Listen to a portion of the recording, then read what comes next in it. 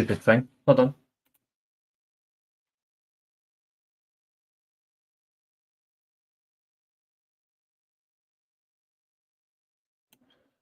That's my fault. Sorry, guys. I was on.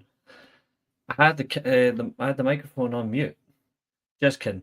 So we are here until 9 o'clock UK time. Welcome to the Weekly Steelchair for reviewing No Escape, because, well, we can't exclude the Germans. But how is everybody? How are you? Actually, is probably the better question than how is everybody. I'm sitting here in my WrestleMania 19 edit of Rock and Austin, casually sitting back. We've got quite a show ahead. Question is, how's everybody gonna take it? Like, what does everyone think about last night's show? Like, what's your pre-game thoughts, if you've got any? Do you have any takes to offer? Do you have anything in particular you don't agree with? Stampede, Reece, voice of the voiceless Steelchair. I'm more voice of the voiceless than CM Punk, put it that way. But we are absolutely going to divulge into this. If anybody who has never been on the show before would like to appear, you're absolutely welcome to join. If you would like to join tonight's stream, just say "I" in the chat, or just put a hands up emoji, because anyone is welcome. Please also, can you share the stream? Really do appreciate it. Stampede, you are my guy. You shared it for me. Thank you, brother. Much love. Jonathan, absolutely. It is the first match that we're going to review, so I completely do agree in the madness. Shows arm to camera and taps goosebumps. At least when I do, I'm not going to do it with my bald head. I think he feels sorry for the Canadian fans who didn't react well to Trish Stratus last night. I think that's what he's referring to, but I'm sure Jonathan will give you an answer. Or he'll sell his soul. One or the other. What would you guys prefer?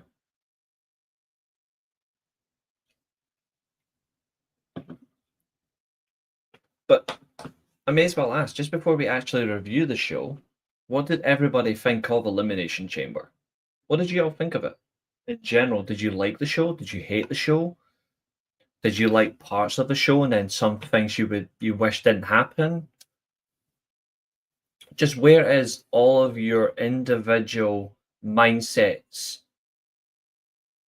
since that climatic show? What are we thinking? Let me hear them. It doesn't have to be. It can be a wildly horrible take. It can be an absolutely crazy take. It can be. You might decide to go delusional, which is actually okay. Like, I want to hear it all. Give it all to me. Let me hear it. To quote an amazing song by the greatest band of all time, I want it all. I want it now. So let me hear you. Or to quote LA Knight, let me talk to you. Give me all the answers. Now, Stussy says they thought it was amazing. Okay, like I said, it's your own opinion. If you thought it was amazing, fantastic. I want to know why you think it was amazing. Jonathan says this was the most confusing pay-per-view ever. Confusion might be an understatement, if you ask me. But nonetheless, it's still your take, and anybody has no right to argue it. I have mine, of course. I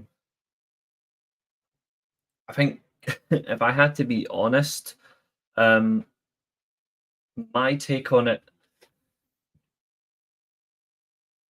pretty much is similar to what I said last night when I was watching the Covalent TV guys at 5:30 this morning. No, Catherine. You haven't particularly been good enough to win. And to be fair, neither have been United, so we're going to beat you on penalties. United are going to win this on penalties. Did not deliver is a very fair comment. I think my reaction to this show before we even review it, truthfully, hand on heart, I have no clue what this show was meant to be. And I'm not dismissing the. I'm like, for one, I'm actually even going to dismiss the. I'm not even going to dismiss the show in that way, because there's some things I actually can praise tonight, which didn't happen at the Royal Rumble. Like, I can praise some things. But I'm just so confused. Which, for a content creator or a podcaster, if you are confused, that's not a bad thing. Unless you're JD from New York, and then you're going to get confused because you don't understand life itself. Stampede straight in, saying Jade's portion was well done. Set up the program with Naomi and sets Bianca off the singles division. Overall for the match, 7.5 out of 10. Okay, fair. Maybe a bit too high on my ratings perspective. I think Jade Cargill's moment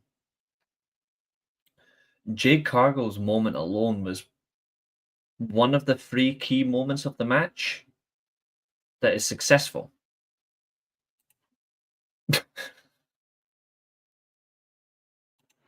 Jay should be released from WWE because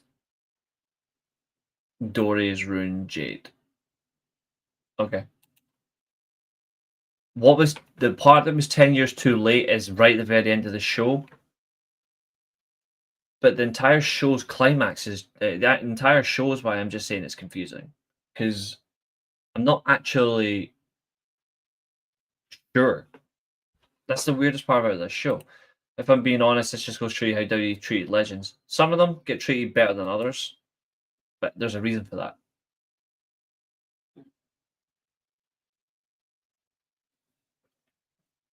So we do have 4 matches,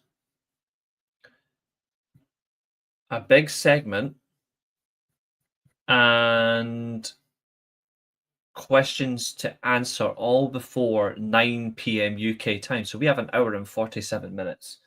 So let's do this. Match number 1, of course, is the Women's Elimination Chamber. 6 women enter, 1 woman leaves. Old adage, strikes hard. Strike fast. Strike first, strike fast. Strike hard. No mercy. So let's do this. So in the pods, we have Alexa Bliss. For me, the MVP of the match. We have Bianca Belair.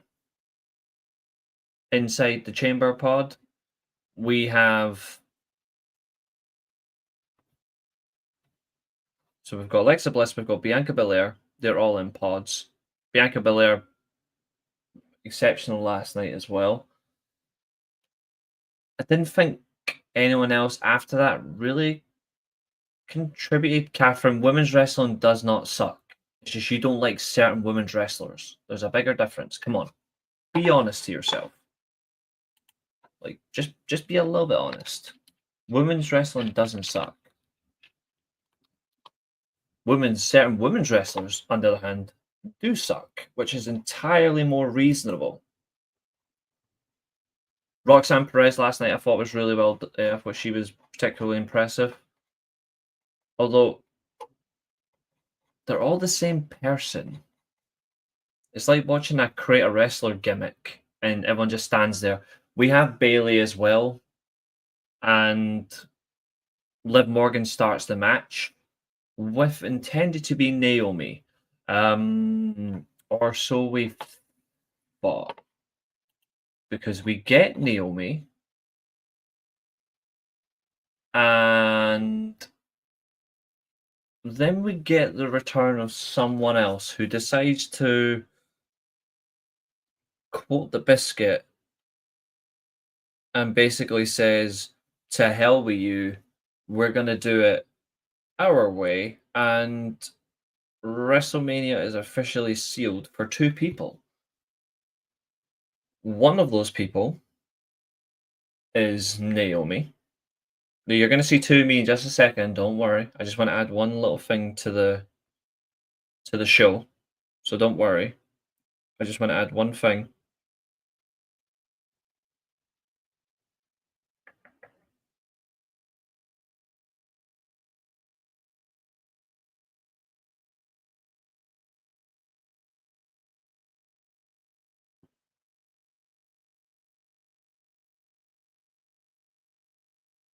That's what I'm looking for. Fernandez scores from the penalty spot. Lovely. We got this instead.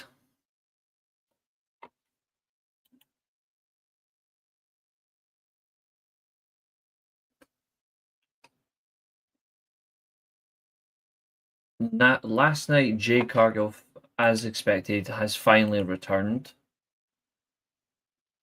She destroyed Naomi. I'm not muted. Surely not.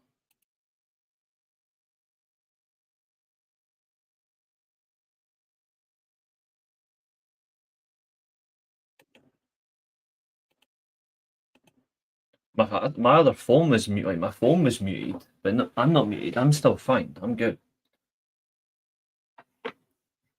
Sounds coming for me. We're fine.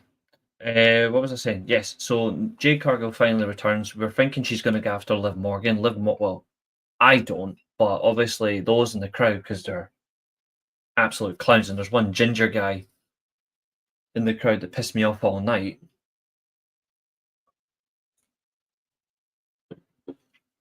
Because his reactions were absolutely shallow.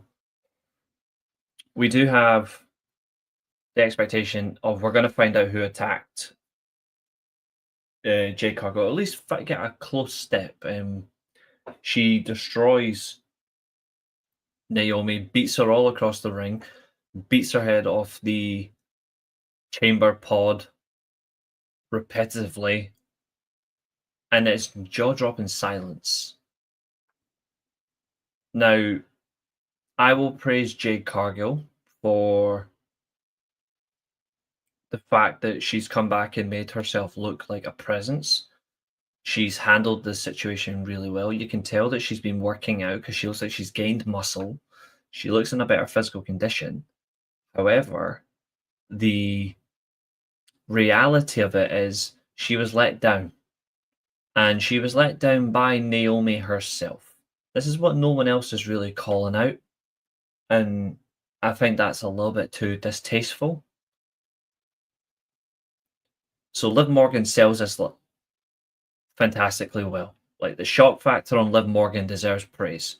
I don't like Liv Morgan, but I'm still going to praise her. If anyone doesn't praise her, then you've got a serious agenda at this point. You have to be honest here. She sells this really well. Bianca Belair sells this like she's lost life itself. I think that's another important thing is you get two different types of reactions. Oh, lovely. 3-2 Man United on penalties. The bonus part of it is that you get to see two sides of the reaction for who's guilty. Bianca Belair is the one that attacked Jade. But Naomi's the fall girl, if that makes sense. Like, Naomi's there to take the fall for her tag team partner until SummerSlam. I think at SummerSlam is going to be Bianca versus Jade for the world title. I just see it, you know. It's the reality favors the wicked. And I think that's what's going to happen. I think you'll get Naomi versus Jade at WrestleMania, step one. And then SummerSlam, it'll be Bianca versus Jade, and I think Jade will then break Bianca apart, and she'll take that title from her. I don't think it's the right idea, but I can see it coming. You know, it seems reasonable. She does get Oh, hold on.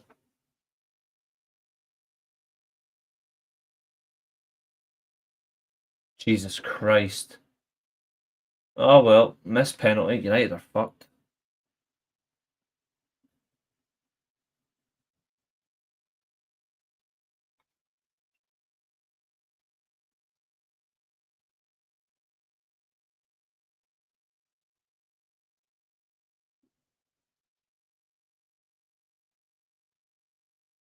Two seconds. I just need to see these. But it's where we're at. Reality. The story's there. It's just not going to be good.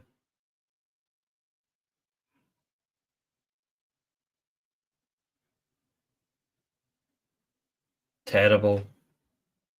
Absolutely terrible.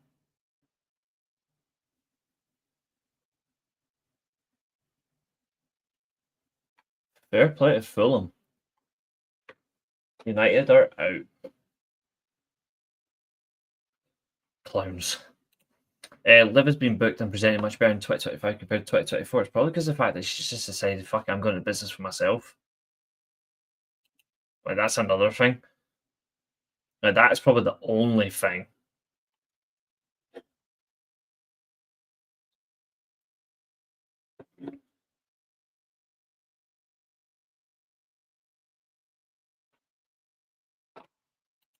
All right, Maria, what's cooking?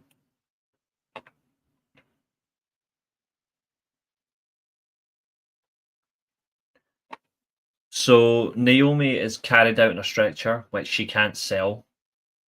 She doesn't even sell the neck injury. The written out neck injury. She doesn't sell the head injury at all. She doesn't sell the beaten down. Honestly, Naomi is a fucking disgrace. When I say Jade Cargill got let down, yeah, Maria, quite an interesting one. The reality of it is, surely if you're in so much pain, you're gonna sell the injury, right? So why didn't she? Like, she needs called out on that. Naomi needs to be called out for that because that was not good. Like, that is honestly some of the worst behavior I've seen from anyone selling a match. So she's ruled out. And Naomi got the ass whipping of the year. Jade versus Bianca is going to be that kind of match where someone's going to have to carry it, but you don't realize that the carrying is going to be awkward.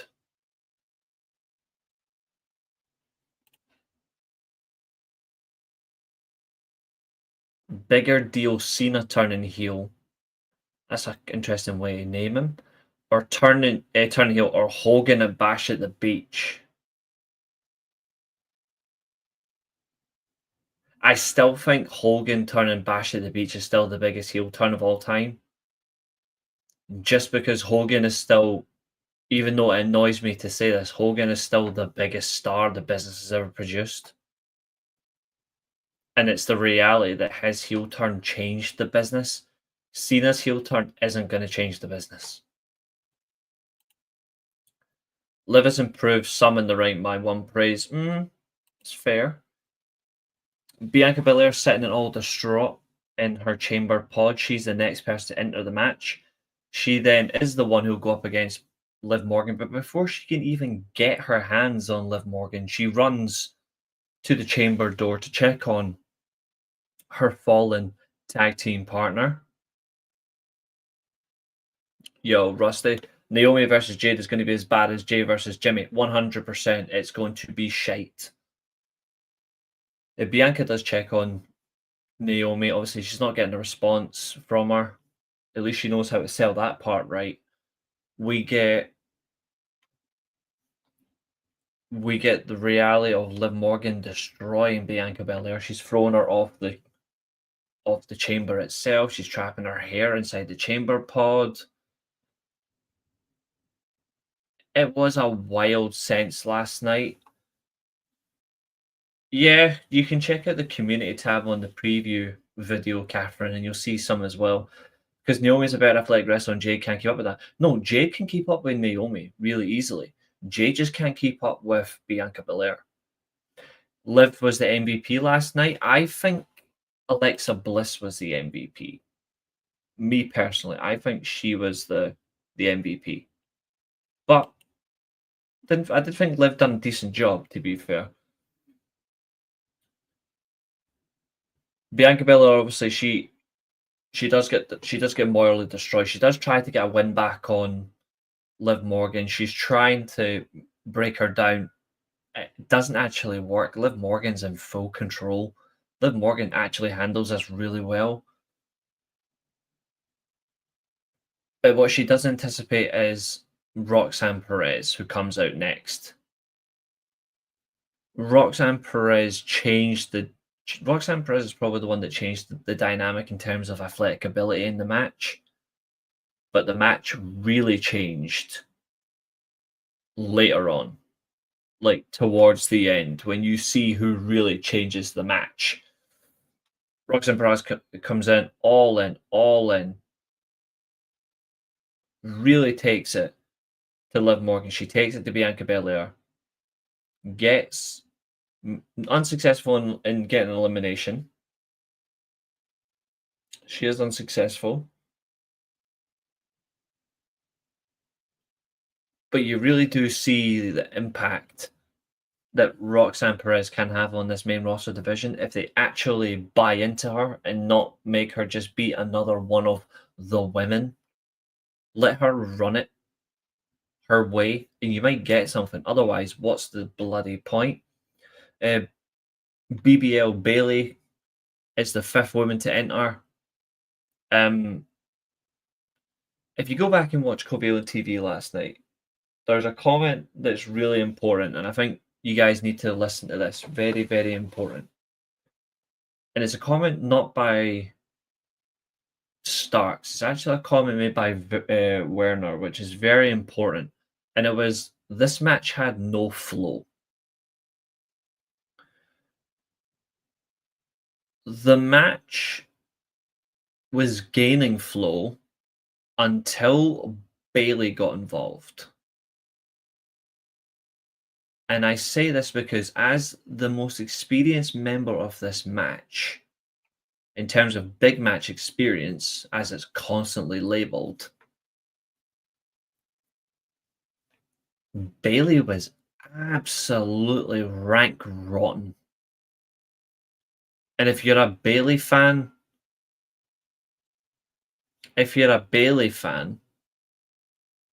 you need to start asking the big question. And the big question is, when will she officially walk away?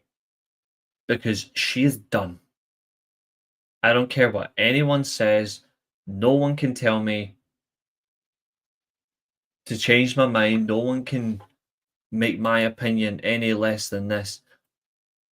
Bailey is genuinely finished as a top level. She should be an enhancement talent. She should be doing the job for putting people over now. She should not be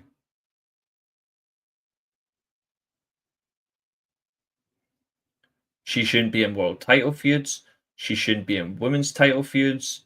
She shouldn't be in main events anymore. She should be either a match opener or undercard. Because the way she behaved, like the way she acted in this match, that's not how a main eventer acts. And she's not the only woman that done that night. Like genuinely, she's not the only one.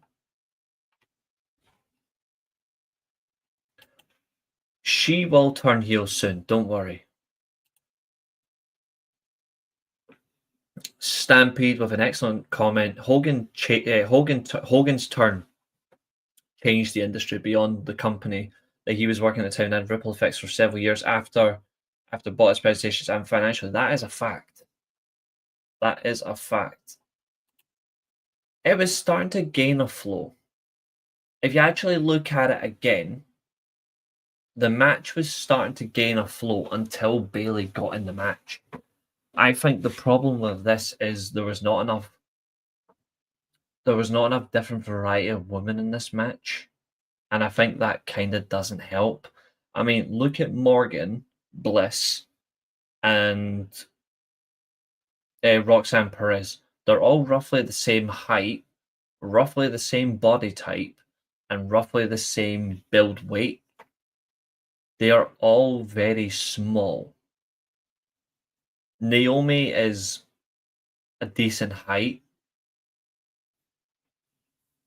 Bianca Belair is the much stronger, larger of the group, and Bailey's got the biggest ass. But in terms of the actual quality of the match, the person that won the match, the person who finished runner up, and the other final participant who went to the final three, who comes in last, are the only different types of talent in this match. What's up, Lark Bark? How are you?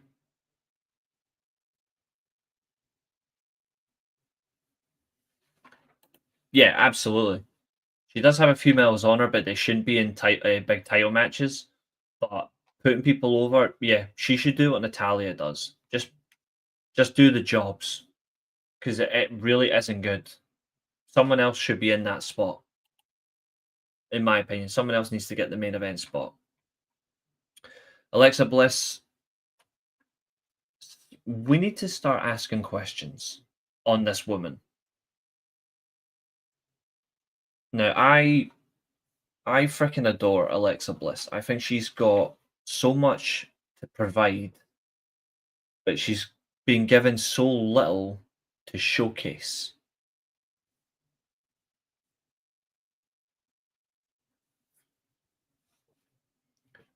Her facial expressions before she even exited the pod last night were second to none.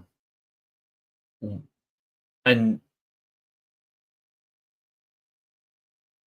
what happened to who's Nika? Who? Nika? I don't know who that is. Alexa Bliss last night, her facial expressions and her reactions were genuinely right up there for noteworthy. She's got them in the palm of her hand.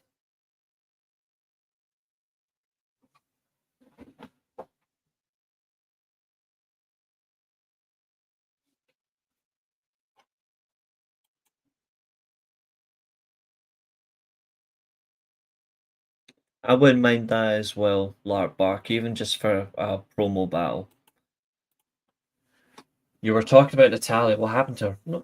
No, nothing bad happened to her. It's just because she's a veteran. She's no longer a main event talent. So what does she do now? She puts over young talent or better position on the roster. That's what Bianca should do. That's what not Bianca. That's what Bailey should do. Now she should be putting talent over. We get the whip heard around the world.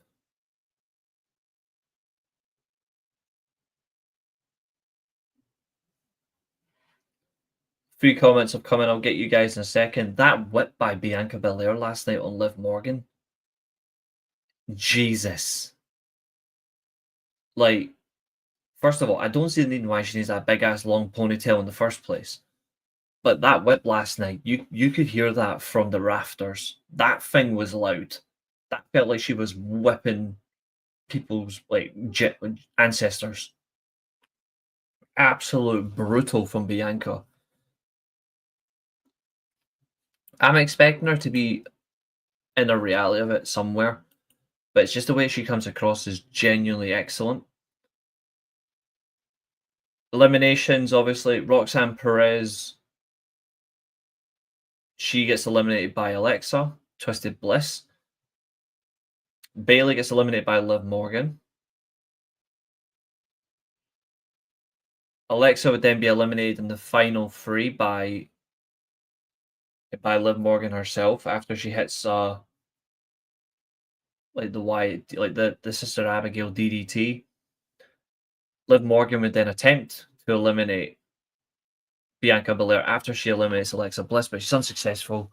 We then get a few finisher attempts, and then eventually Bianca Belair wins with a KOD. We get this. I like this moment for Bianca. We get this moment after the match, which I think is very nice.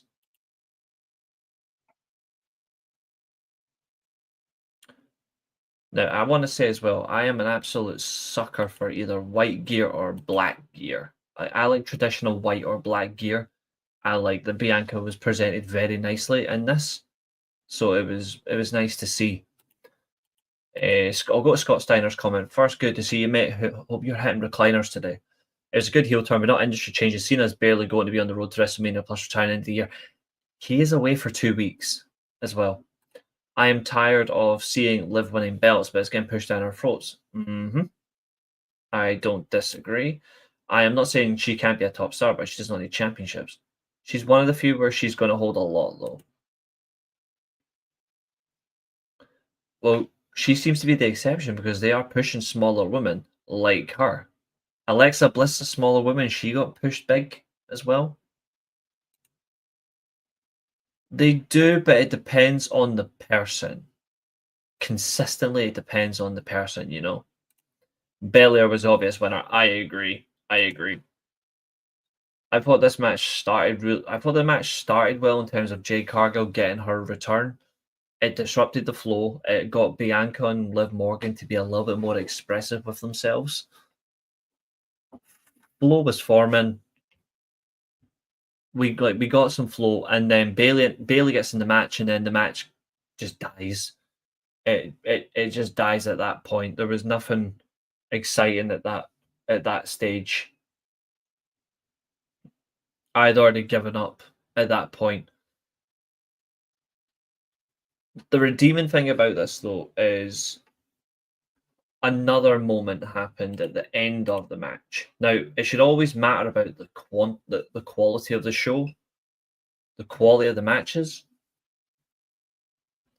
but we do absolutely need to see some smart moments, and credit to 2 other people for making this happen.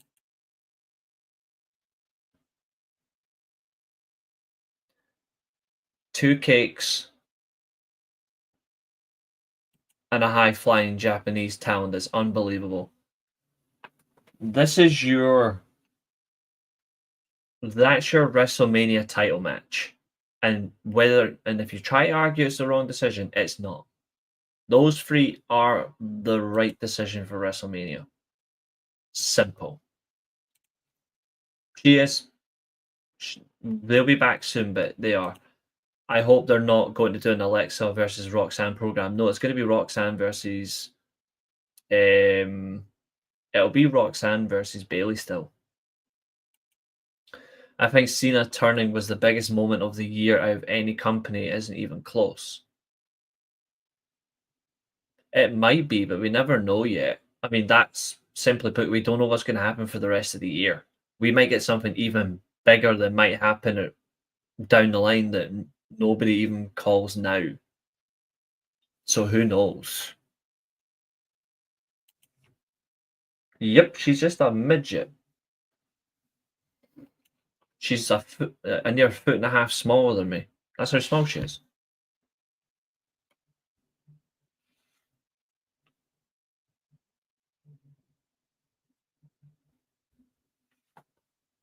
Triple threat is absolutely the right option.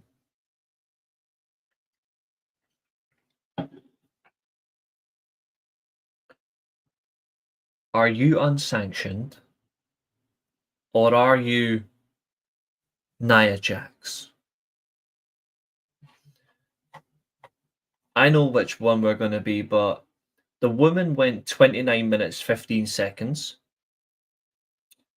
For a 4-match pay-per-view event, the next match goes 11 minutes 40 seconds, and we need to have a serious discussion, guys, about one person and one person only. I want you to be very honest. I want your opinions on this woman. And before you ask, no, it's not Nia Jax.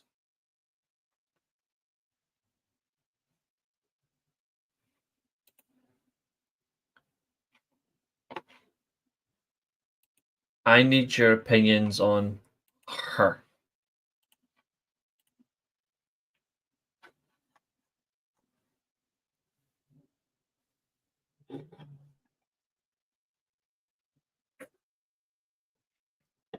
Because I've got mine, and I think people aren't going to like it.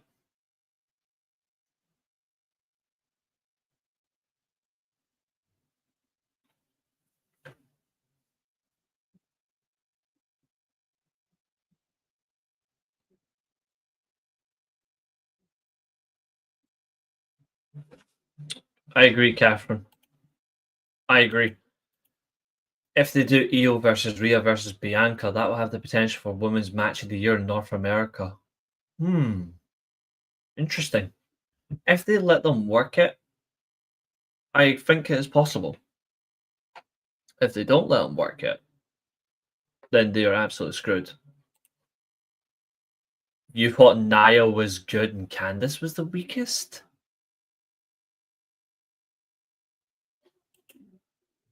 That's Tiffany Stratton.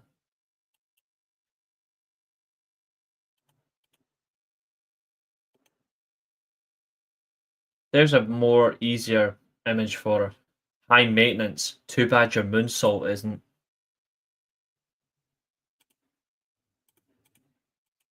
Her moonsault is awful.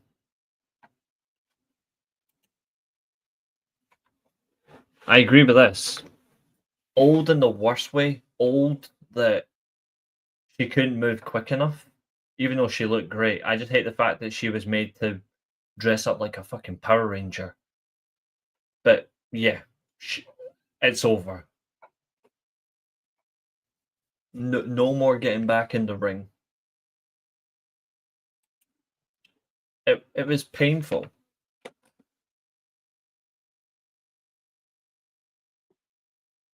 Like, absolute nonsense. That's what we got. Nia was that good that Nia was genuinely that good that Tiffany Stratton again nearly broke her neck. Nathan, what's up, buddy? Could do a better moonsault after 5 pints. You're more than welcome to join if you want, by the way, bud. You're absolutely more than welcome to join. I think this match proved why Tiffany Stratton does not deserve to be a world champion or a main champion in general. This match shows that Nia Jax has regressed completely and she's beyond saving. This match shows that Candice LeRae is absolutely crap. And this match shows why Trish Stratus needs to walk away.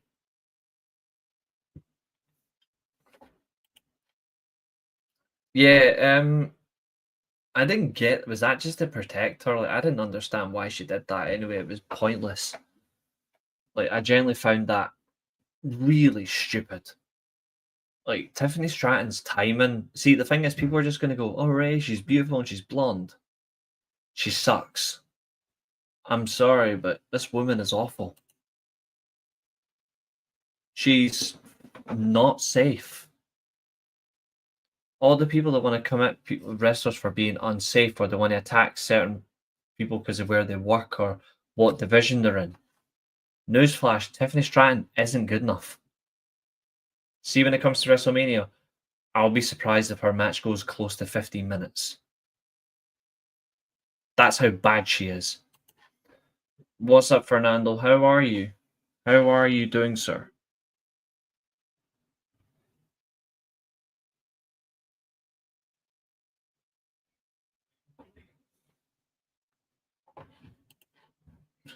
The wrong person.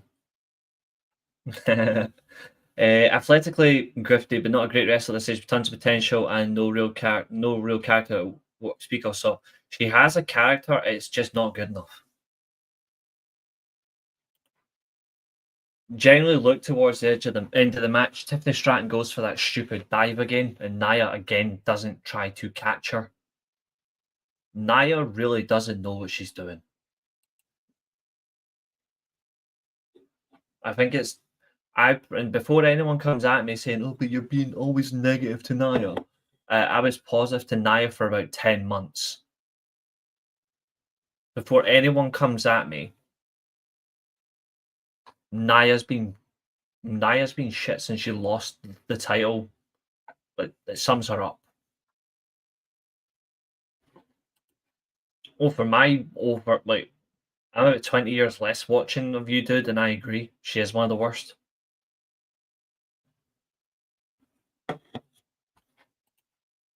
Honestly, dude, I'm now starting to sympathize on this decision. She should never have done it. Last night, yes. It's and the worst thing as well, she wasn't get like Trish Stratus didn't get any good reaction last night.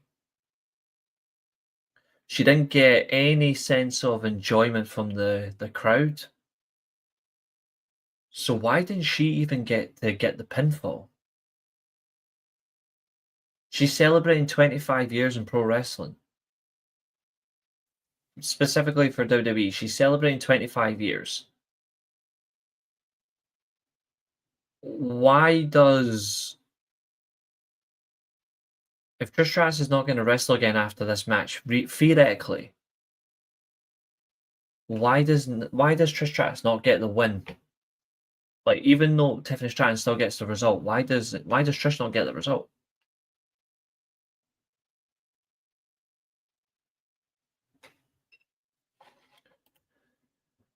Nia's not a bad person, but she's so incredibly unsafe. Nia Jax is the female Mr. Kennedy. Well, between her and Tiffany Stratton, they're fighting for the role. Great question, Nathan. Straight away, who's more reckless in the ring, Ryback or Nia? Both of them.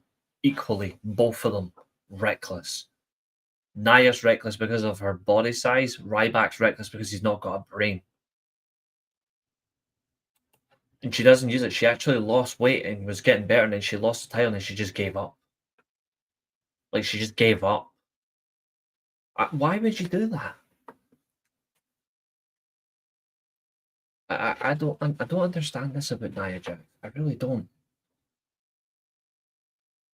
And before anyone comes at me saying about what she'll get better booking, and I'm like, and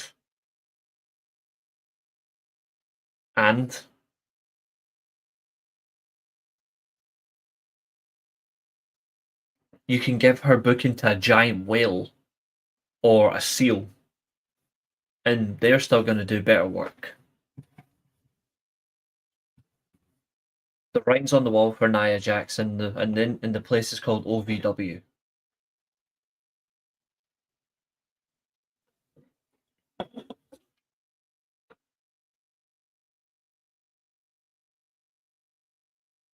Tell me where I'm telling lies. Mark Henry with no legs would be better. Speaking of Mark Henry, I don't know if I should be saying this. There's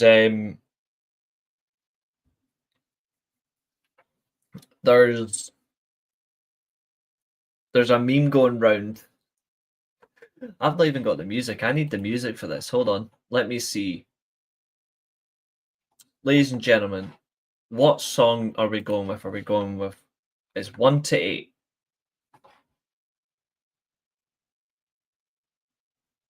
Sorry, 1 to 9. Pick a song, and whatever song is what we're going to play for the rest of the stream because we're 45 minutes in. And so smash that like button, subscribe, and share. It's most appreciated. You want us to go with Jumping Off, Catherine? Because that's what that song is. Number 1 is Jumping Off. Is it better to jump off or is it better to jump on?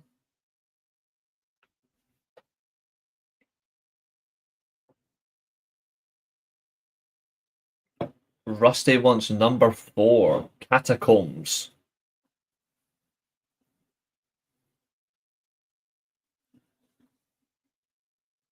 Catherine, Jesus Christ. See for that alone. Where is it?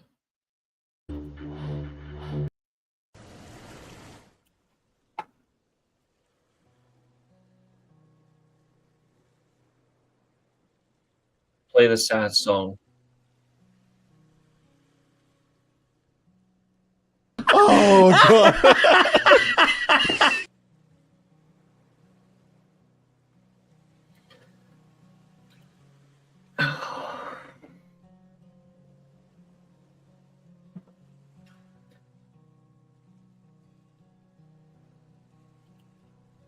He was reckless and dangerous.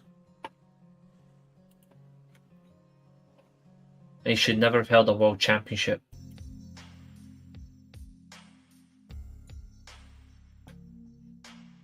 Do we want that one?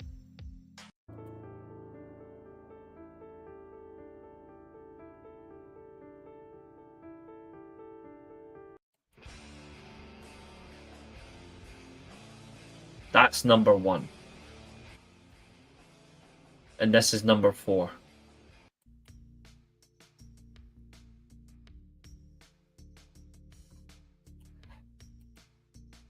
You can stand by it all you want, but Nia's the most dangerous worker that company's got.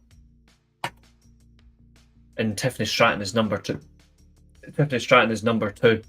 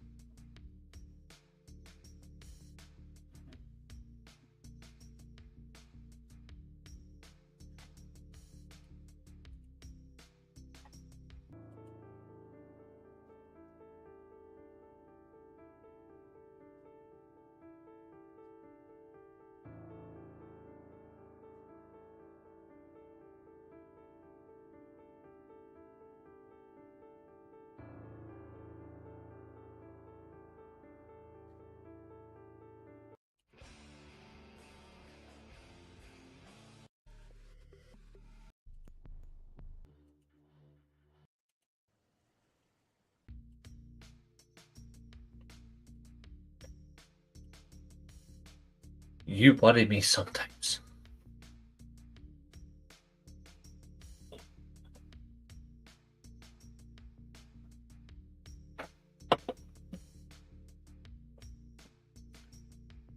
Match number 3, was that 27 minutes or was that 45? Because that didn't feel right. Ladies and gentlemen, what did you all think of the unsanctioned match from last night? Let me hear it. What are your thoughts on the unsanctioned match?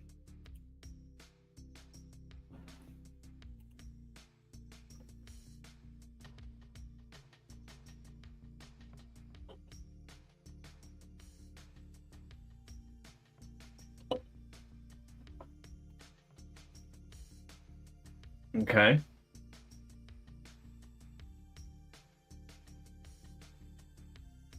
Interesting.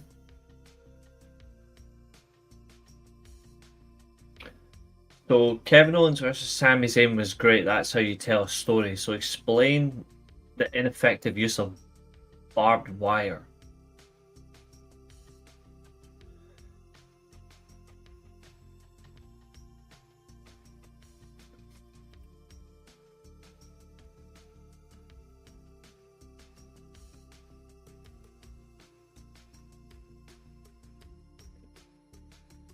Oh dear God.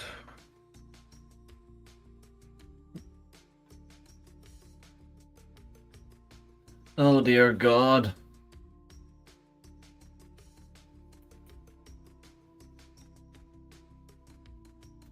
Very reminiscent of some of their matches from Ring of Honor. Cactus Jack Mick Foley's thing using barbed wire, and that is true. That is true. What do I mean?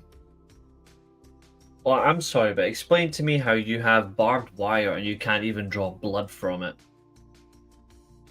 If any one of us was to use barbed wire and we fell on it or it hit us, it's going to lacerate our skin.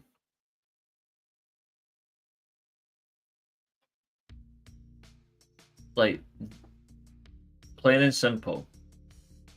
If I hit you with barbed wire on a chair or anything barbed wire related, it's going to lacerate your skin.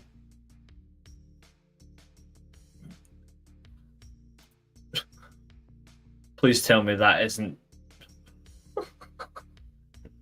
Oh dear God, please tell me nobody's actually making that excuse.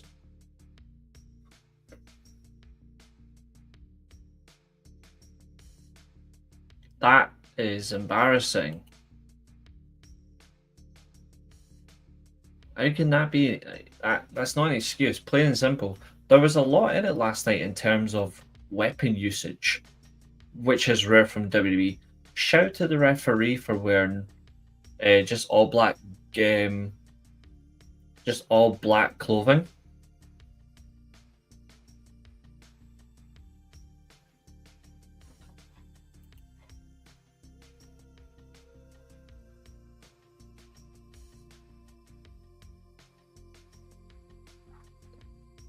Not too over the top like AEW. Why? What's AEW got to do with this?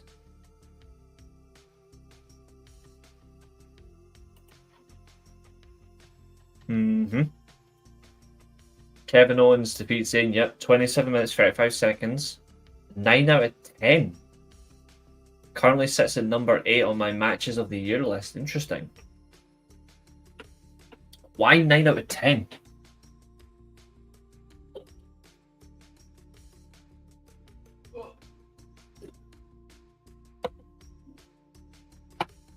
Mm-hmm. Just use it properly. If you're going to have barbed wire, which is fine by the way, here's the thing. If you're going to use barbed wire,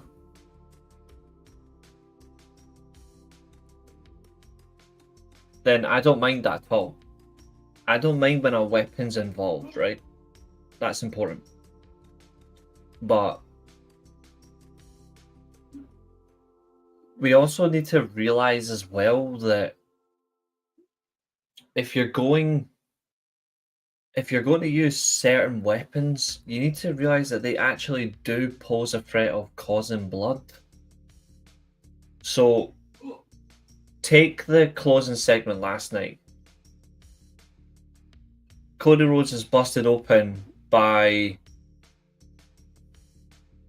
a Rolex watch. A Rolex won't do as much damage blood-wise to you that barbed wire does.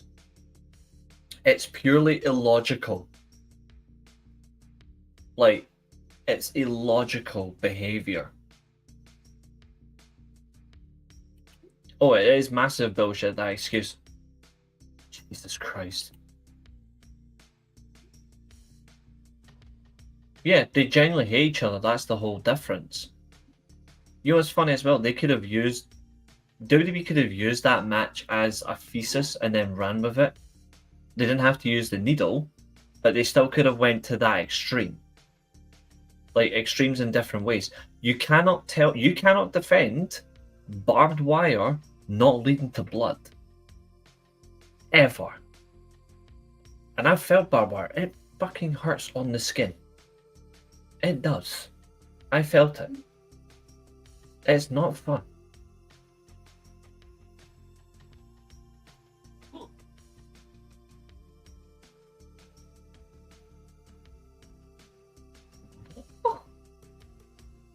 Busted open. For all those wanting blood in the KO match has never been a real bar fight. Real bar fights don't produce blood.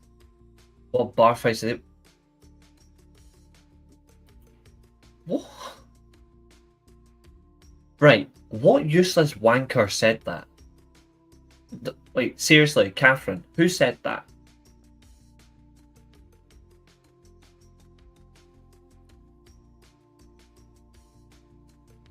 Oh, the rating of the match would be even more. Would have actually been brilliant if there was a little bit of blood involved, because that is what I said on the preview show. Both of these guys need to beat each other to the point where neither one of them could get up. Justin LeVar and J Hood. Who the fuck is J Hood? Who the fuck is he? Is he somebody that they've just packed out a Brooklyn? Who the hell is he? Who the hell is J Hood?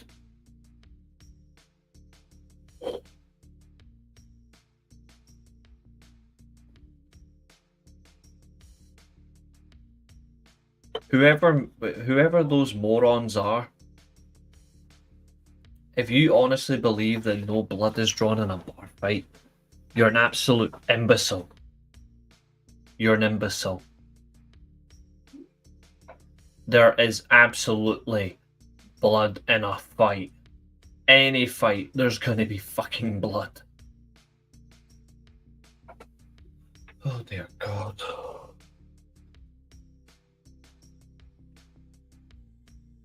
So here's something. We're in a bar fight and I smash you with a glass or I smash you with a bottle. I'm not going to. I think that's a pussy move. But you're in a fight in a pub or a bar and you get hit with a glass bottle. You get hit by a glass bottle. You get hit with a glass. Are these delinquent fuckwits telling? Are these two absolute cockwombles are telling me they wouldn't bleed?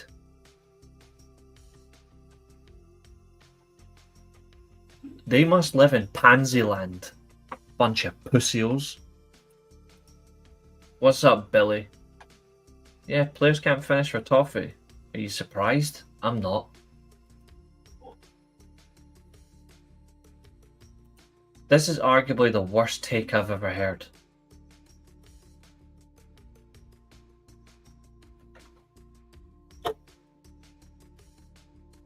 Billy, what's your take on this comment?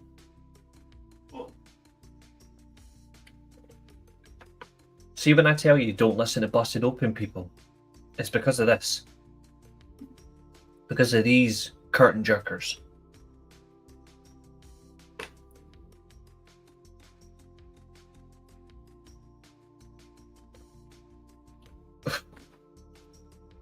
He was a radio host for ESPN Chicago. He should know better. God almighty.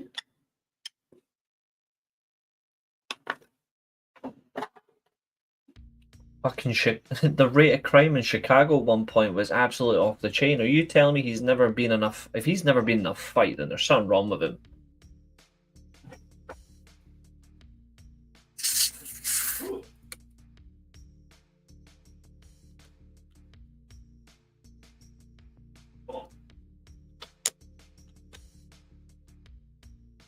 Absolute spud take. Absolute delusional take from somebody who used to work for ESPN.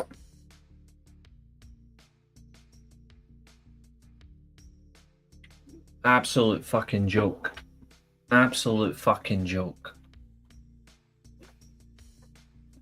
See if you listen to folk like JD from New York or you listen to morons like Busted Open and all that, then I don't want to hear your opinion. Catherine, I'll let you off the hook because you at least listen to Nick Nemeth. I'll let you off the hook.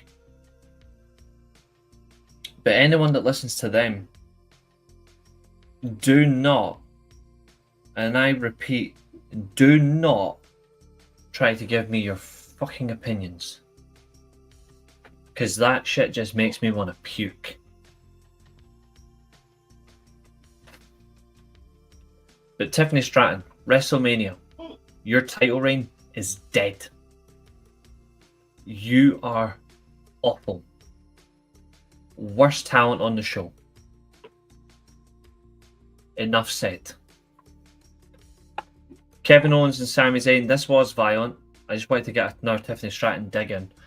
Kevin Owens versus Sami Zayn does go for close to 30 minutes. It feels longer.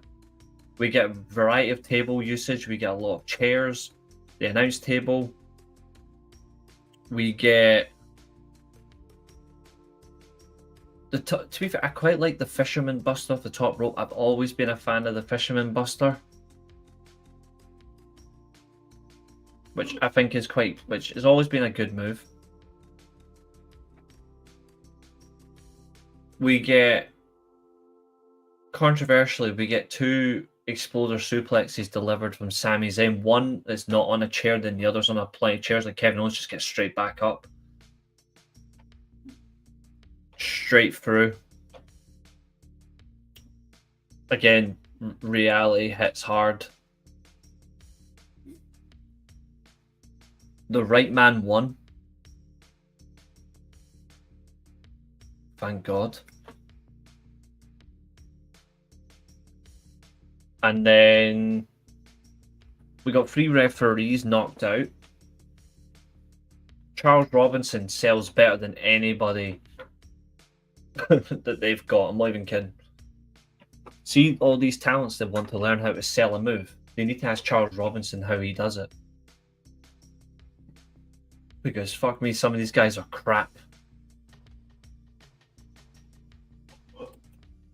He's the biggest gimp of them all.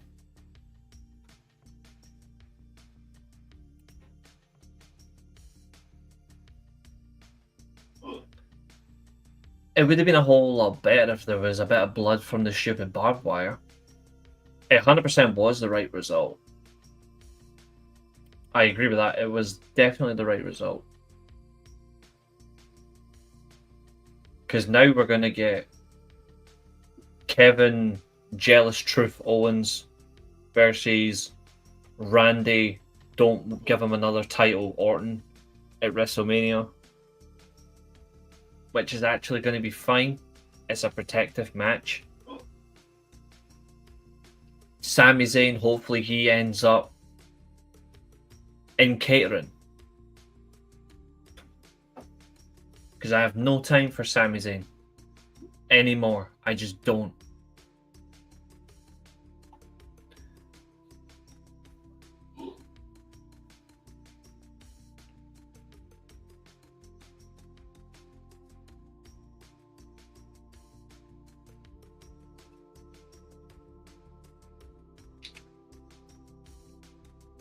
It's not even technically a match. That's what's funny about it. It's not even an actual match. It's just a fight. Orton needs to win the title against Cena as Cena's last match.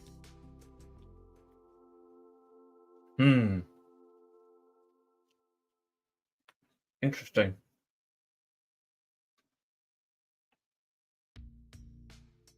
I think someone else, but very nice shout.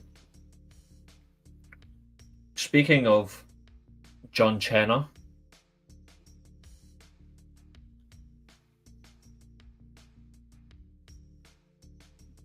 I'm back. Went to buy a mattress. Nice.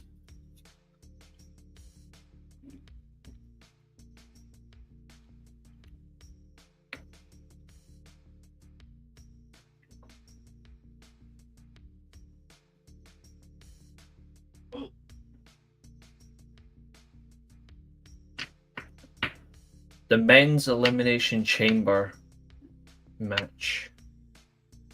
I'm not discussing any of the stupid promo packages or the stupid commercials. I will say this though, and this is something I absolutely will not condone. Booing national anthems.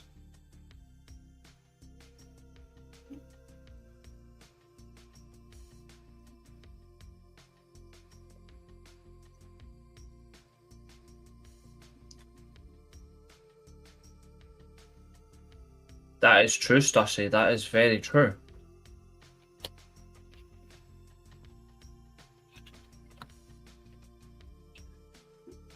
Don't boo national anthems. Boo something if you don't like it. Booing a national anthem is disgraceful. I wanted to bring that up tonight because that was very harsh.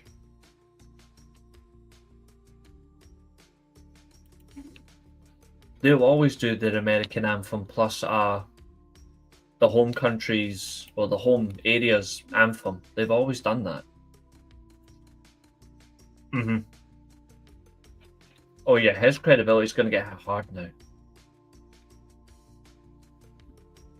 Absolutely amazing. You can see the smugness in my face.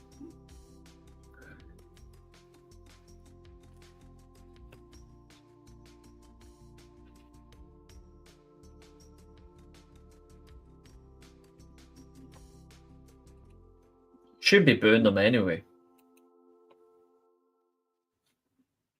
Just put in headphones.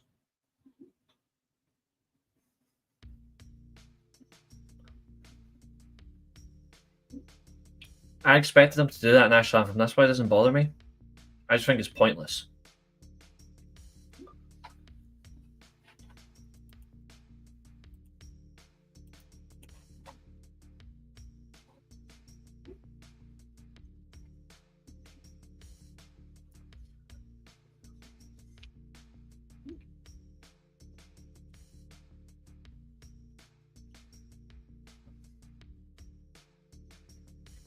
Here's a question, guys. Who's going to give Triple H praise?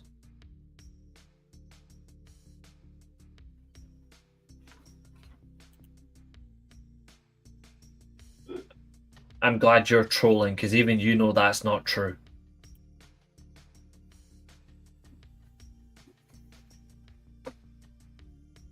Thumbs up for good booking, thumbs down for terrible booking.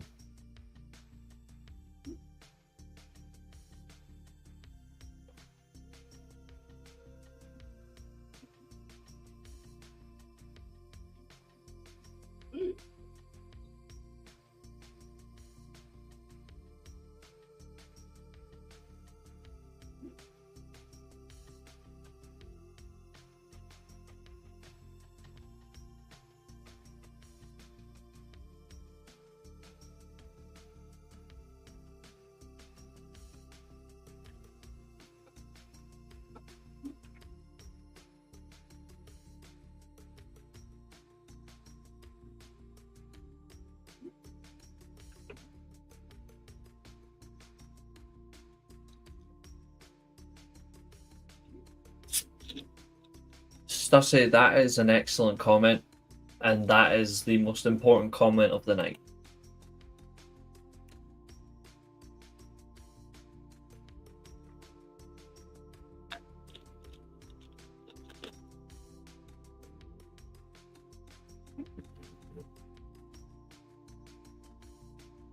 Here's a reality. Oh yeah. So we got some I definitely wills, we got some fun downs, we got some thumbs up. What we've actually got is Cena proving he doesn't give a fuck about anyone.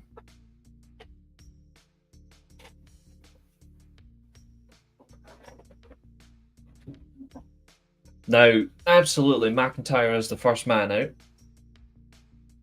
That's a fact. Have to let it play out when he's only got 35 days left is very, very risky.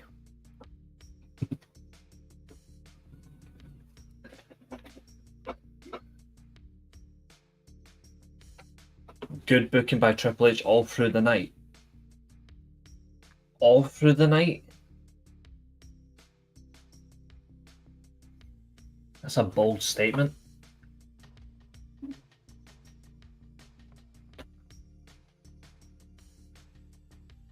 Very bold statement.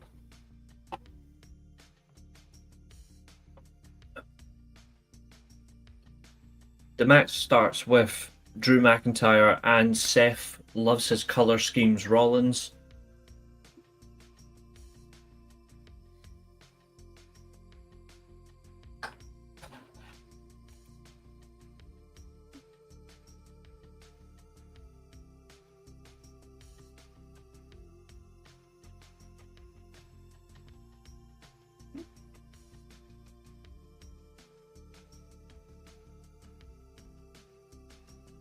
Okay.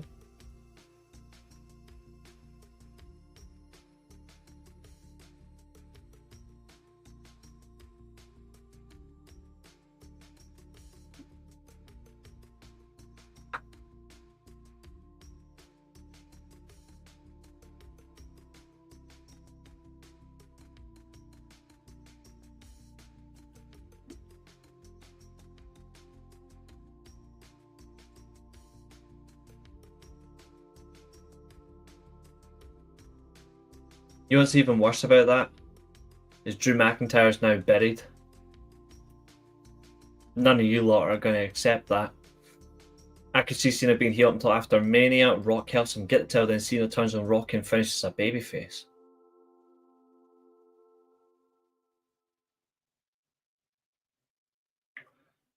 Something tells me that's not going to happen. Unpopular take on this channel, but I want Liv to win. We don't mind Bianca winning though. See the way the match was going? If they had called an audible and gave Liv the win, I wouldn't have bothered. Like, I wouldn't have been bothered.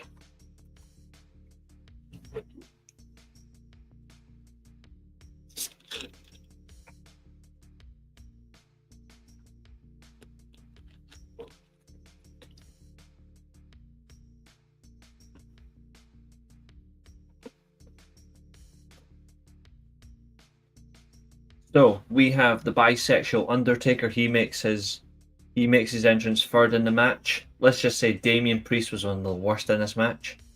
He added nothing except the pin on McIntyre. He actually gave nothing significant. There's no moments from from Damian Priest that's actually noteworthy. Logan Paul, yeah, he does a chamber frog splash and gets a pin, but what did he do? Apart from get his ass kicked by CM Punk, like Logan Paul shouldn't be nowhere near this match. He should be nowhere near this business. It was pathetic to have him in it. I don't care what I generally don't care what anyone says. Like him being in this match was a waste of someone who deserves it. Like plain and simple, someone else deserved to be there. He doesn't.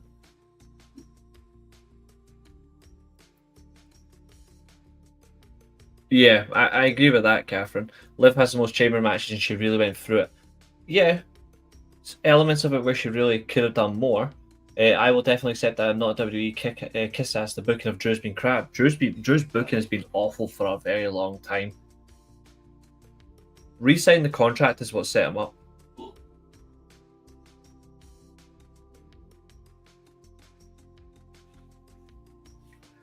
Drew can even get rolled up by one of the smaller guys. Got cheap pinned by the Punisher. Exactly. Signed on the dotted line.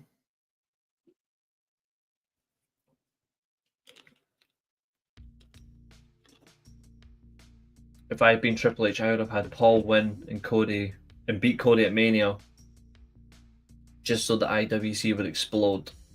It would have been mental if he had done that. Chad Gable would have been a good film. Yeah. People were afraid that Jacob Fatu's going to eat a pin. They didn't want him in the match. I would have had him in it.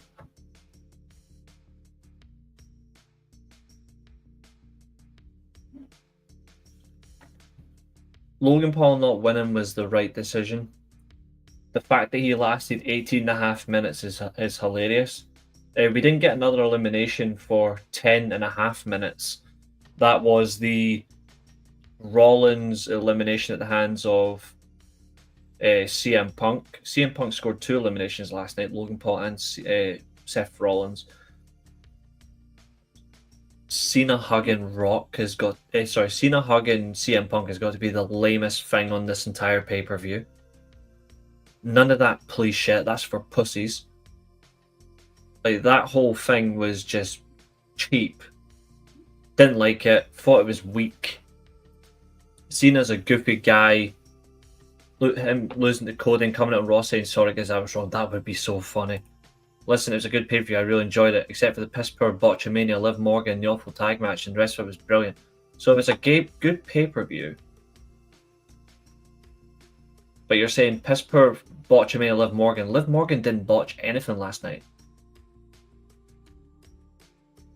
The tag match was pathetic, I agree.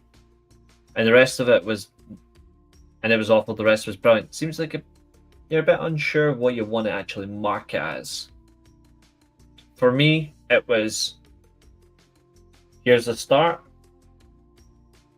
here it goes up, because this is Jade Cargill, and then straight down. Goes up a little bit, because Trish Stratus appears. It goes along, then Tiffany Stratton does her stupid moonsault, straight back down. The unsanctioned goes up, because the referee looks cool. Bits of damage, and straight back down. The chamber was odd. That's the only part. The chamber was odd.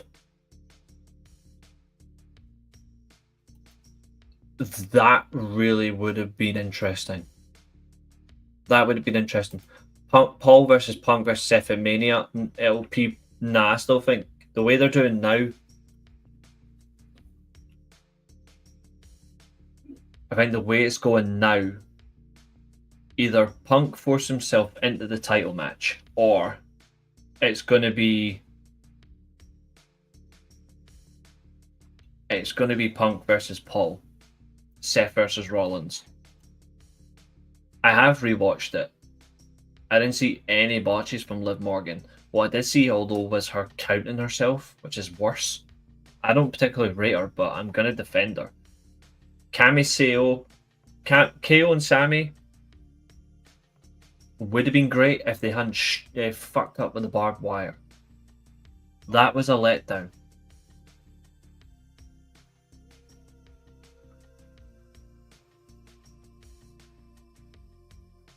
Like, that part needs to be... But that needs to be studied again, like what on earth they were doing with that. The men's chamber was... I tell you what ruined the men's chamber for me, and this is what I don't like. You're having the match. This is no gimmicks here, this is just simple fact. You're having the match. You're trying all costs to try and win it. You get spells of domination yourself. And then all of a sudden,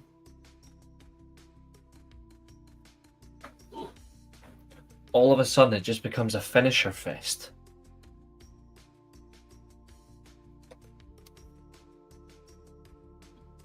Why? Why did this have to become a finisher fest?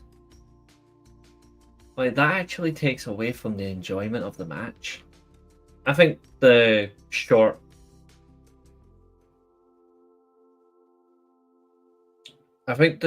section you got with Cena and Punk the first time was better than the match conclusion. Just the two of them are trying to gain the advantage, but nobody actually gets the advantage, rather than you get Rollins, who costs Punk the win, which is expected in that sense anyway, because he's still just fueled outrage. And then Cena wins with the STF. I thought the STF counter from the GTS was really cool. Like, I've always liked those kinds of submission attempt counters from specific moves, but when it just becomes a finisher fest, it really is hard to enjoy. Doesn't matter where it's done. I just don't particularly like finisher fest matches. Cena, of course, does get the win. Cody comes out because he has to be here. Punk, absolutely, yeah. Him main event WrestleMania is over.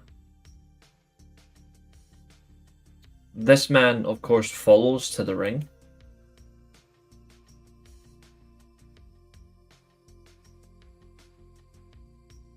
Cody tells Rock to go fuck himself. I wasn't sure if I was listening to a marriage proposal or a partnership. Yeah, I thought that was actually quite nice, Stussy. I admit, I thought that was quite a nice touch. But then Punk went psycho after he got eliminated as well. After Cody tells Rock to go fuck himself, this happens. No, guy, that, like, come on, don't, that's overpraisal. This moment happens next.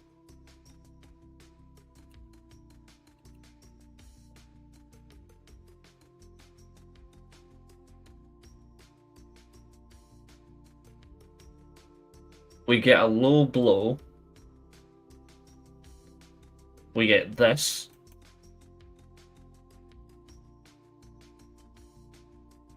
Again, that face is funny. Like that face is genuinely funny. Plus that bald spot, you can see it.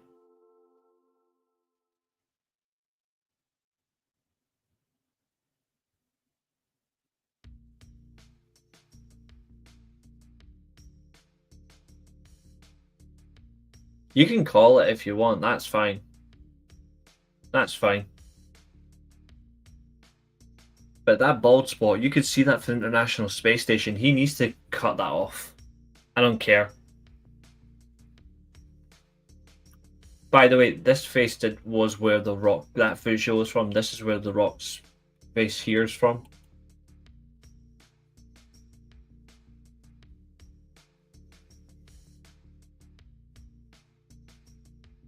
and just standing over him.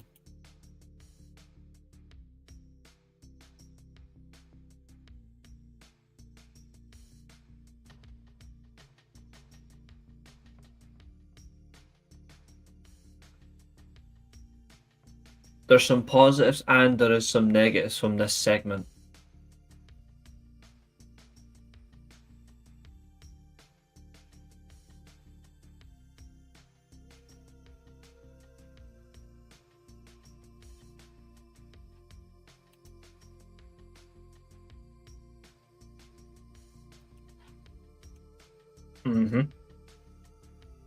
It's going to get to the point where he has now turned his back on all that.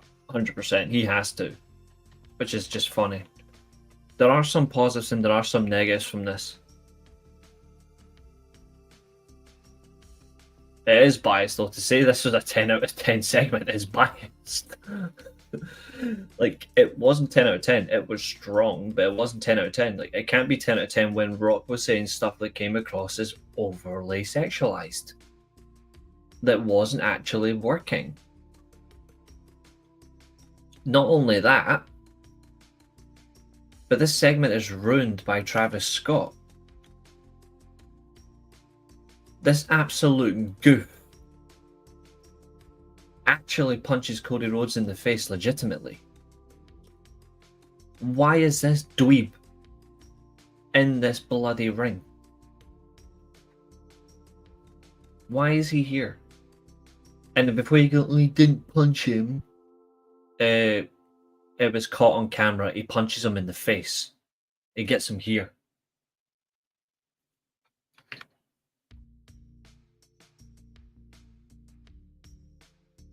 No celebrity should be striking a town like that legitimately. And people are going to say, but he's not trained, he doesn't know what he's doing. Then he shouldn't be there in the first place. This segment would have been better alone if it was just Rock, Cody, and Cena. A little bit less of the weird promo by The Rock and purely just, this is what I'm offering you. Join my side. And then seal it with a hug. Obviously, the go fuck yourself is completely fine. The language by Michael Cole, reasonable, by the way. I think that was some of the language I would probably say as well, like, what the fuck, saying this is absolutely shit and all that stuff. Like, that makes sense. Although, to be fair, it's Michael Cole. I would have preferred if someone like JR was saying this.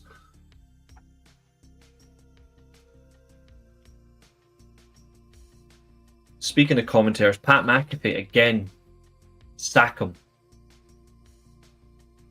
Sack him. He's awful. He actually ruined the whole show for his commentary. It actually was really bad. I would have had Joe Tessitore on the commentary, personally. I think he would have been able to get more reflective feeling out of it. And it would have put Cena's heel turn actually over.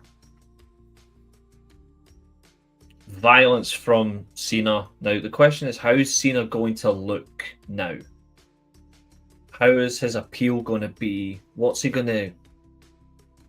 How is he going to wrestle in the ring? He says he's going to care less. He's going to show up less. He's basically going to do what he said in that Chris Van Vliet interview. People are saying he should go back to wearing different coloured clothing, depend on the cities.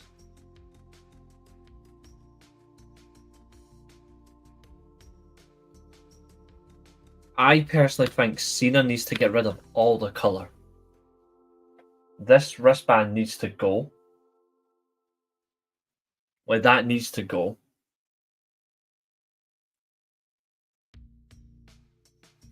The multicoloured wristbands need to be replaced by black wrist tape. And it's time to retire the jean shorts. Now, I already tweeted it and I stand by it. It's not going to happen, but that's because WWE don't listen to good people. Cena should wear black cargo jeans. If you remember, Royal Rumble 2004, he wore blue cargo jeans.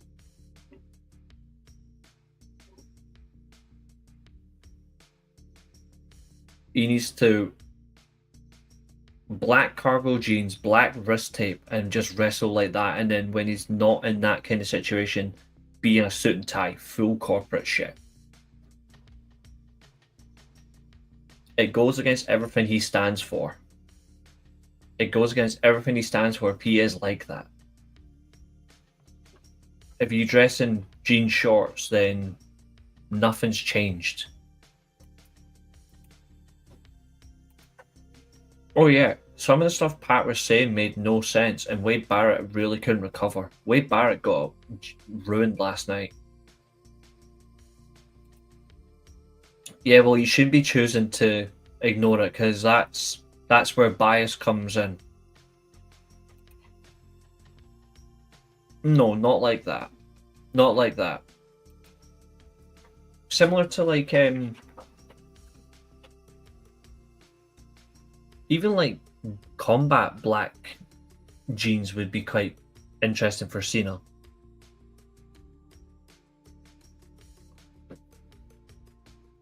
I think if he wears all the color that he's used to wearing, it doesn't feel like anything's changed. If he's in all black, then it actually shows that he actually has changed.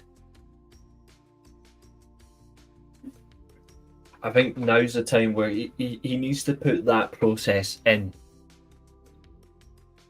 Michael Cole, obviously at the end of the segment, he evacuates from the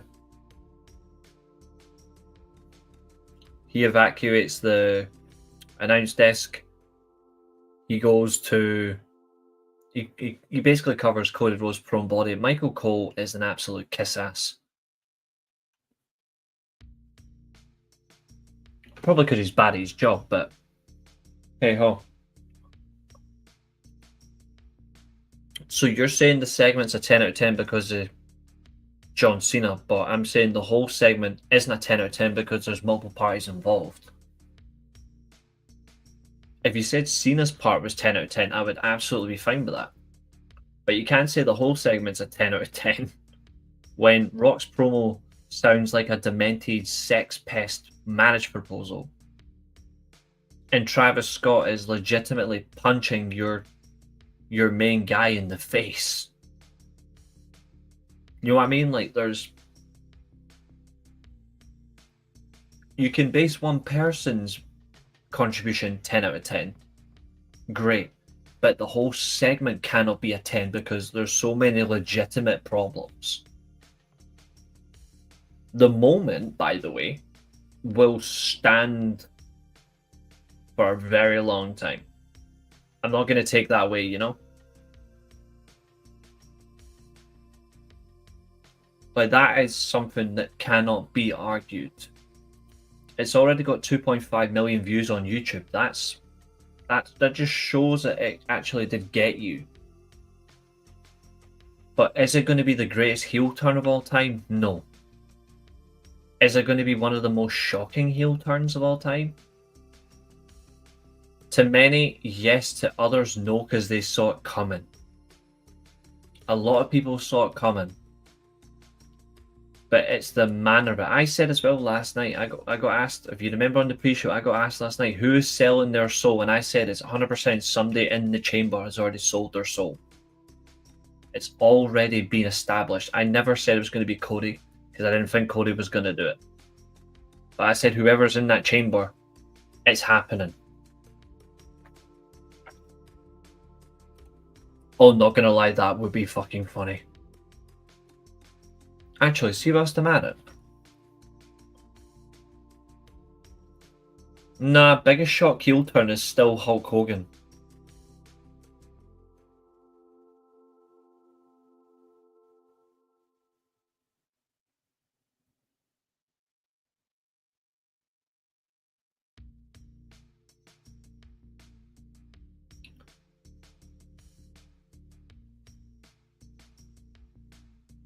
I'm actually, see for the sake of it, just for absolute humour.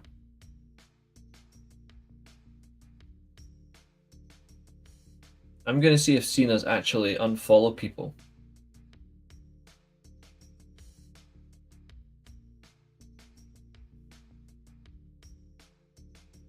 John Cena.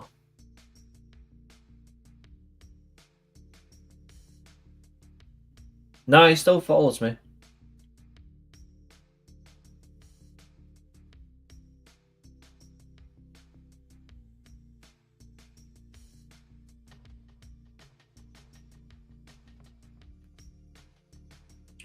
It's still funny that this actually is also true.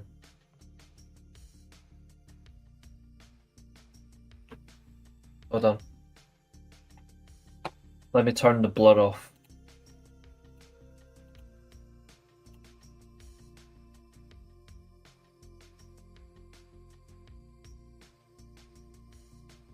That poster.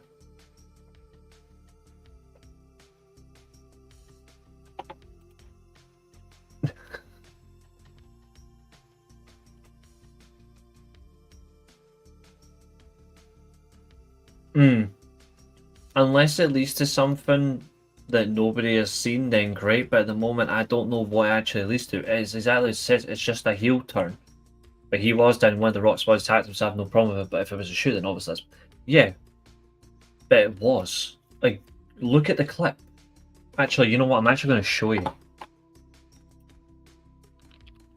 I'm going to show you how bad it actually is.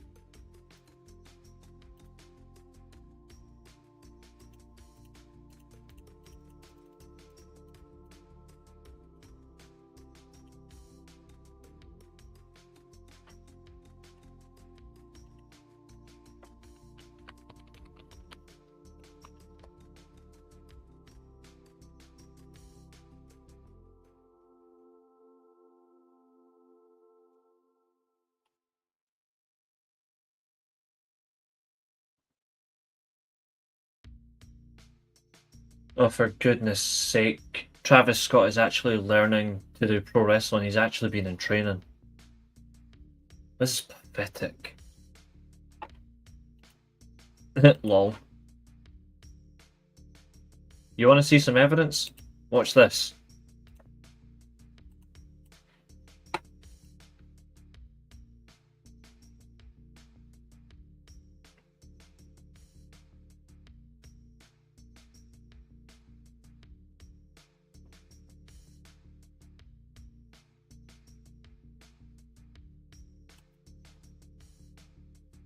That ain't a work. Look at the way he hits him. That is poor. Right in the side of the head.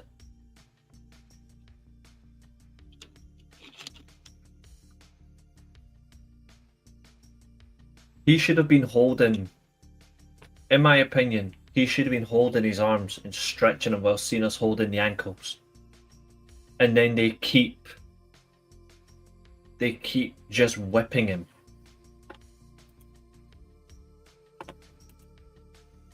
It won't be as good, dude.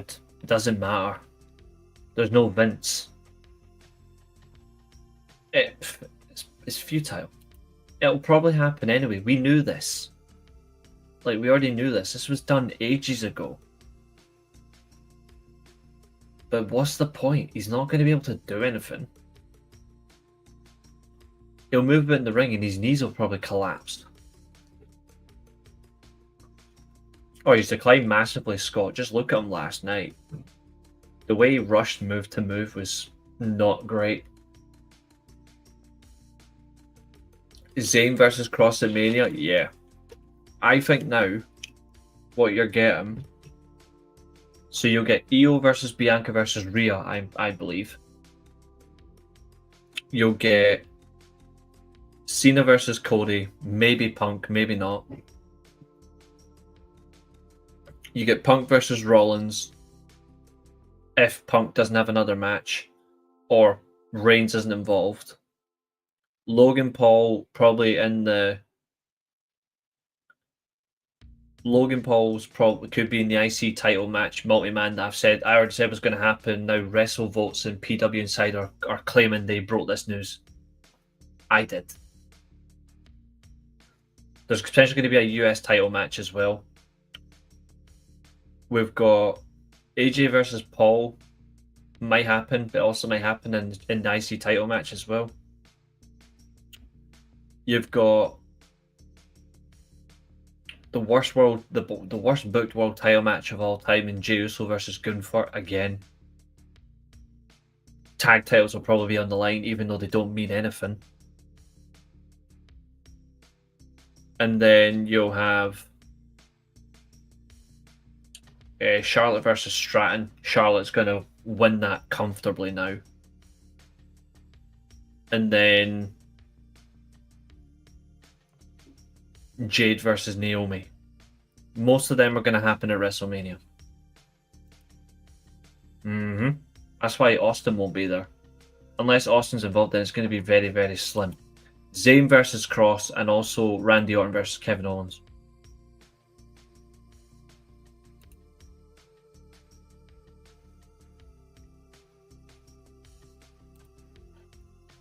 I don't think a 30-minute match is going to be great between Cena and Cody. I think it won't even go more 10 minutes.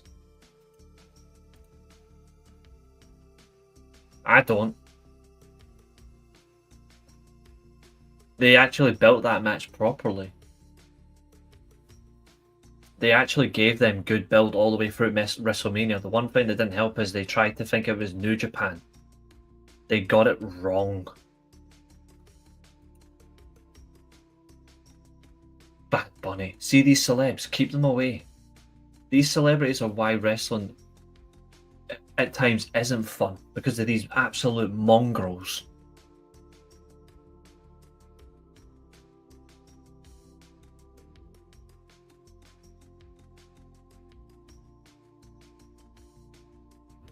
Like, these genuine plebs don't belong in pro wrestling.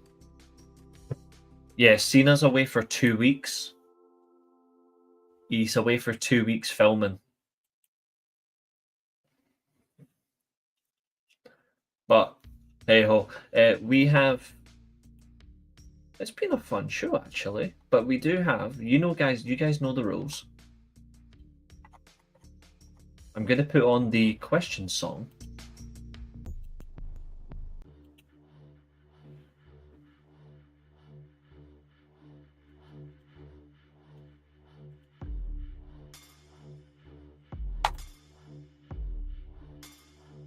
Because I said we'd be here until just before 9 o'clock. So, ladies and gentlemen, the floor is yours.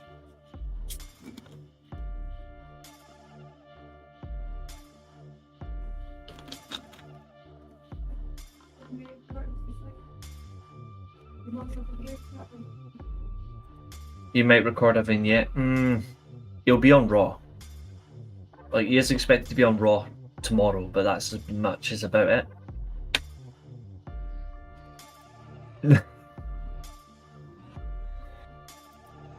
I'm just waiting for Unbreakable, to be honest. But I think Revolution would be good. The problem with Elimination Chamber is some things didn't help. Some things could have been different.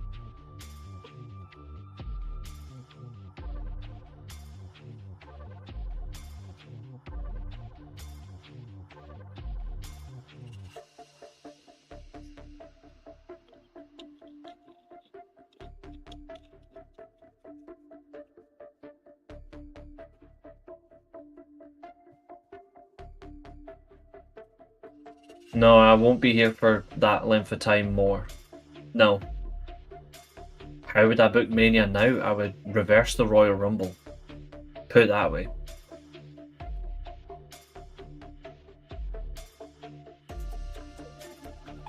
There's not enough time for me to turn around how I would book WrestleMania.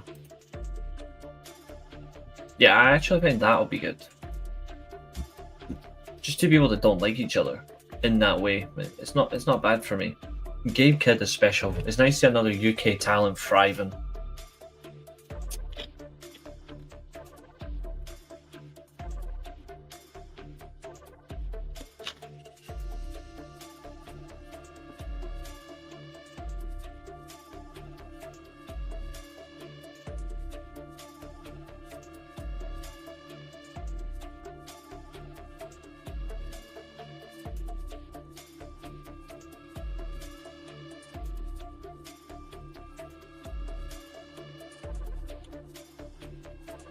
I'll do a separate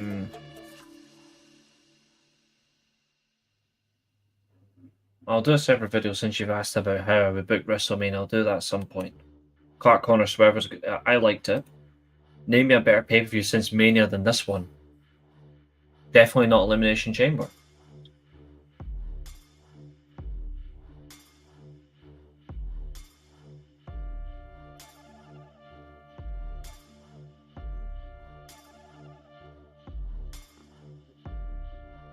I think, if I'm being honest,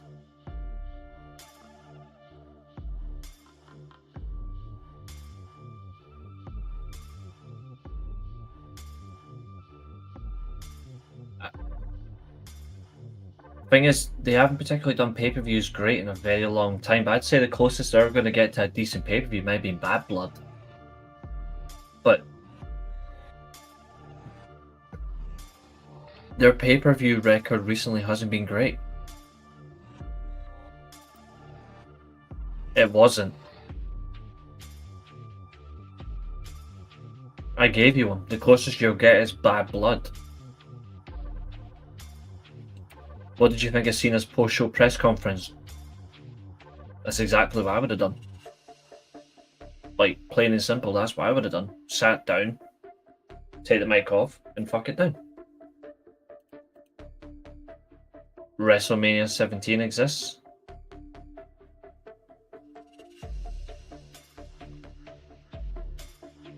There's been some good pay-per-views in the 2000s. I will argue that. Like, I will argue this comment. They have had some great ones since the 90s.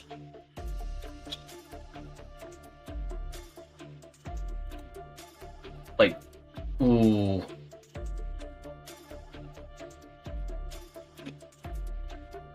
That's a great question.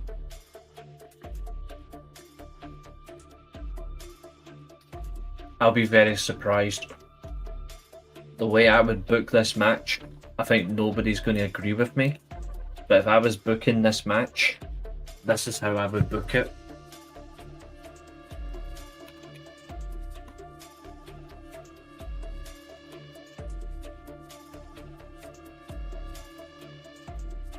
I just want to get the exact one I'm after. Yeah, that one. This is what I would do.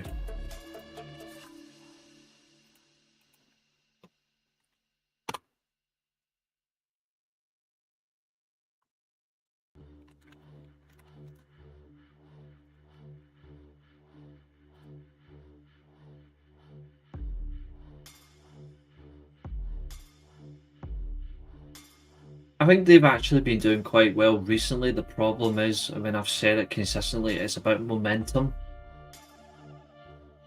It's about keeping the momentum. Their pay-per-views never fail.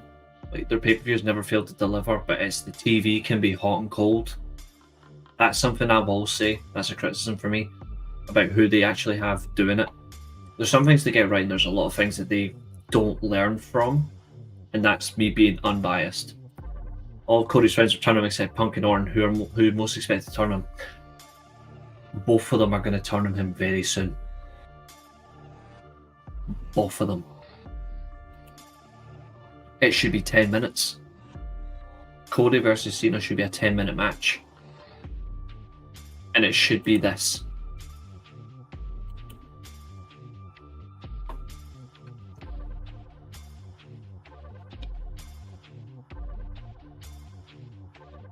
Cody should be in the Goldberg role, and Cena should be in the Lesnar role. Or even if, as well, you redo it. Yeah, this is what I'm thinking. Just, I'm not a fan of Finisher Fest, but if they do it like this, I will actually understand it. Cody should just hit as many finishers as he can on Cena, and then Cena just goes into bloody rage mode, and then just tears Cody apart and stands over him. If it had been somebody who can go the distance, I would like a 30-minute WWE title match. But the way this is going to go, I would just give it 10 minutes of craziness. Cody loves to get beaten up. It's so his wife can tweet the moany bitch. I fucking hate Brandy Rhodes.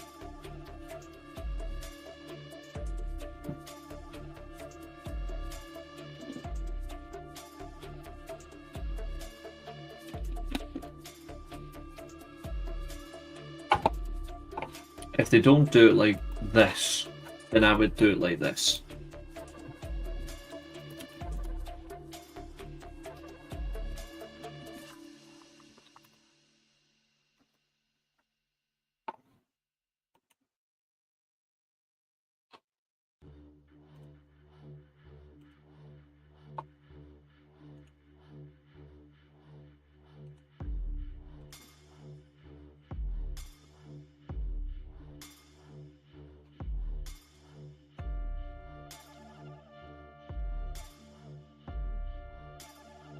I would go all in for this. If they don't do Goldberg versus Lesnar style for Cena versus Cody, I would go where Cena literally destroys Cody back to front. He doesn't know how to cope.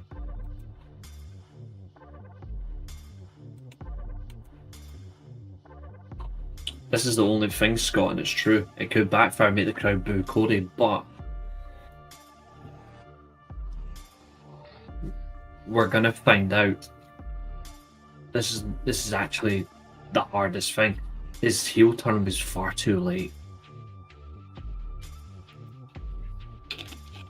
Like, let's be real, Cena should have turned in 2012 after Rock pinned him, or he should have turned in 2015. It's... You know what I mean? Like, it's...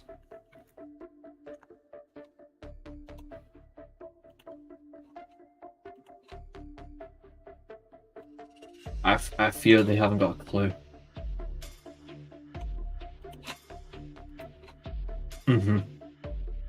When he was still in good condition. He's too old now. I don't know.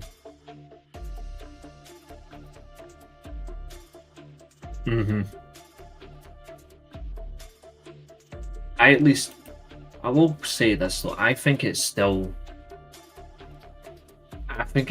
wrong that he's done it this long.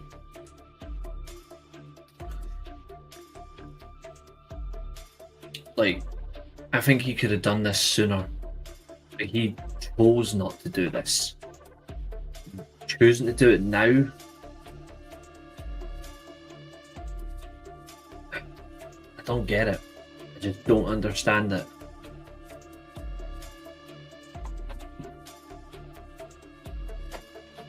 He's got 35 dates left, so 35 matches is right.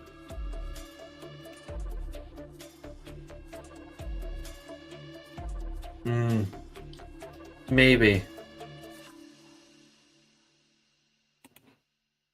Is the better option Cena wins and loses to Punk later in the year, or is Randy the better option? I think the better option is losing to CM Punk. I think Punk's the better option. Randy doesn't necessarily need another title match. Or have another title run. I think Punk, on the other hand, does, because time's run out on CM Punk quickly. Fast, like seriously fast. I think The Rock convinced him, so do I. This is a Rock booking decision, not Triple H. I personally think The Rock's done this because he knows he can get something out of him, you know.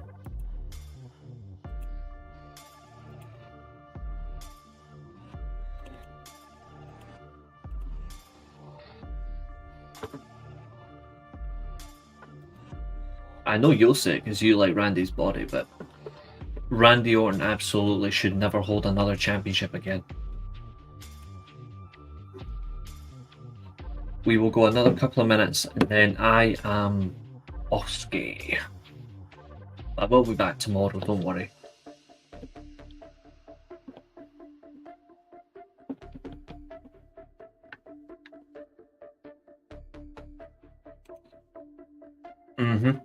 There should have been a bit of blood, like, you know what I mean? Like, it would have been sick. Like, it would have been so good to have that. I just think as well, the missed thing is one of them just didn't get back up. That's what I wanted to happen. The Rock is trying to ruin Cena's career like he ruined the Superman actor's career. I don't think he's trying to ruin it. I think he's just trying to let him have what he didn't get. Milk the money count on his way out is how The Rock is. Yes. Absolutely. I'm surprised that Punk isn't injured. Knock on wood, it won't happen. Punk's wrestled 6 gimmick matches in 8 months. Which is mental.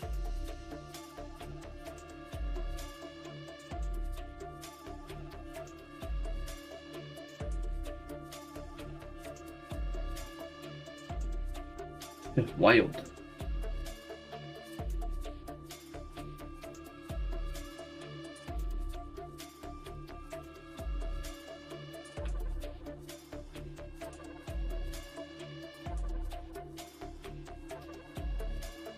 I think so, but I honestly want Alexa Bliss to say a single star dude.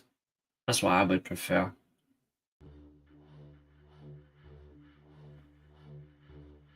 But I do expect it to be like that. Anyway, ladies and gentlemen, thank you for tuning into your Elimination Chamber review. Any chance for Rock versus Reigns and Mania next year? Next year in New Orleans. Ladies and gentlemen, thank you for tuning in with me tonight. I will see you tomorrow for another fun stream. It might be a topic stream instead of a gaming stream. You never know. But we will certainly see where the wind blows. But thank you all. You've been a great audience. You're always fun. You're always respectful. And it's good to get the interaction. So I will see you tomorrow. Thank you, Maria. I appreciate it. Peace out, y'all. See you tomorrow. See, I even did a little bit of American for you. That's how kind I am. Good night.